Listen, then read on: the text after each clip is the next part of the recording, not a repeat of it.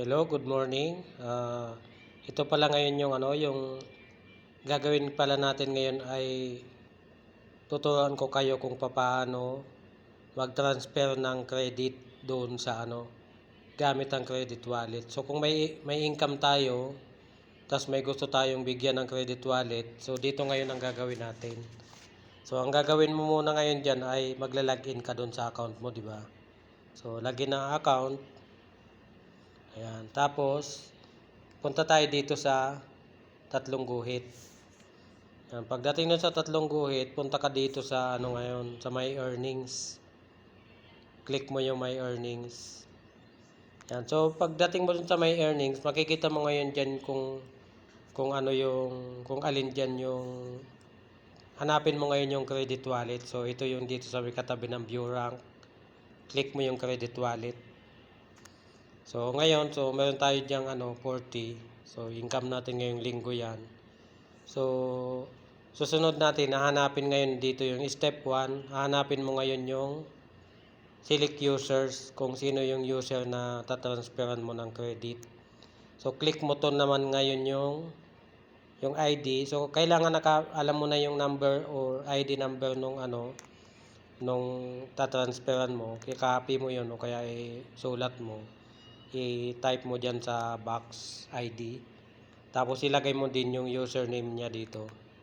So yan. So halimbawa, yan kagaya ng kay Margie.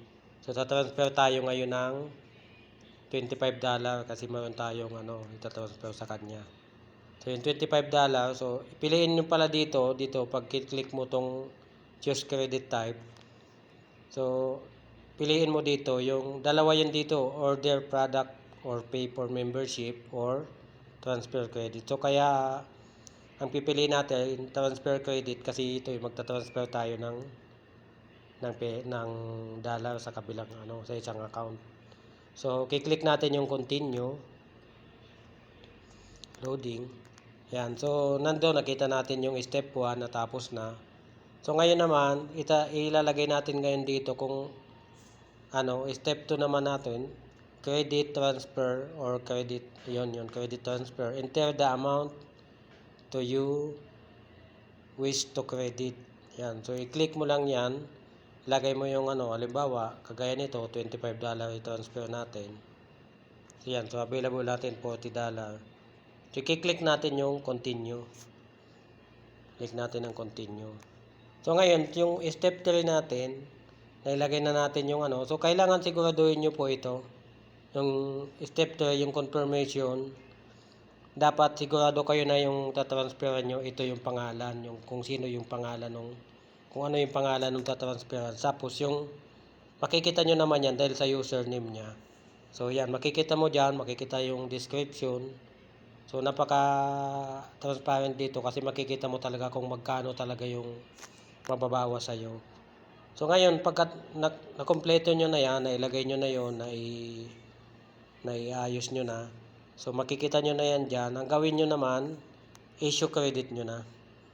So i-issue credit mo lang siya. Click mo yung OK. Ayan. So yan, successful. So nakita natin ngayon na successful na yung pag-transfer natin nung credit. So yan, so makita niyo yan diyan. Pwede niyo tingnan dito yung credit log. At kung sino yung tinransfer niyo, makikita niyo dito yan kung magkano yung tinransfer niyo. Ayan so nakita natin dito kay Margie tinransfer natin yung $25. So yun yung yun yung mga transfer natin dati yung mga So din mo makikita yan. So ayun, dahil na na natin. So yun lang naman pwede niyo i-continue yon pag natapos na kayo mag-transfer, kiklik nyo yung continue. Doon yung kanina kasi nag-back tayo kaya agad siya, naalis agad siya doon. So ganun lang po, ganun lang yung pag nito, pag ta-transfer ng credit. So madali lang naman 'yan pag-aralan niyo lang to dito. Yan. So nandito naman lahat, napaka-transparent naman ng ating ng dashboard natin. So makikita nyo lahat diyan Nandiyan yung home, my membership, product, my info, my team, order history. Yun, may referrals, may enroller. So, diyan makikita nyo yan. So, isa-isahin natin yan ipapaliwanag para mas madali din sa ating mga sa ating mga leaders, yung mga bago. So, yan. So, yan lang yung ating yan lang yung ating tutorial muna ngayon. Salamat sa panood. Share nyo to sa mga leaders nyo pagka